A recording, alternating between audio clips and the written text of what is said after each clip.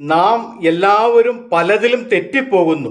ഒരുത്തൻ വാക്കിൽ തെറ്റാതിരുന്നാൽ അവൻ ശരീരത്തെ മുഴുവനും കടിഞ്ഞാണിട്ട് നടത്തുവാൻ ശക്തനായി സൽഗുണപൂർത്തിയുള്ള പുരുഷൻ ആകുന്നു.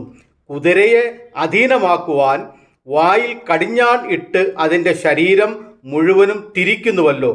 കപ്പലും എത്ര വലിയത് ആയാലും കൊടുങ്കാറ്റടിച്ച് ഓടുന്നതായാലും അമരക്കാരൻ ഏറ്റവും ചെറിയ ചുക്കാൻ കൊണ്ട് തനിക്ക് ബോധിച്ച ദിക്കിലേക്ക് തിരിക്കുന്നു. അങ്ങനെ തന്നെ നാവും ചെറിയ അവയവം എങ്കിലും വളരെ വമ്പ് പറയുന്നു. കുറഞ്ഞ തീ എത്ര വലിയ കാട് കത്തിക്കുന്നു. നാവും ഒരു തീ തന്നെ. അത് നമ്മുടെ അംഗങ്ങളുടെ കൂട്ടത്തിൽ അനീതി ലോകമായി ദേഹത്തെ മുഴുവൻ മലിനമാക്കി ജീവചക്രത്തിന് തീ കൊളുത്തുകയും നരകത്താൽ അതിന് തീ പിടിപ്പിക്കുകയും ചെയ്യുന്നു.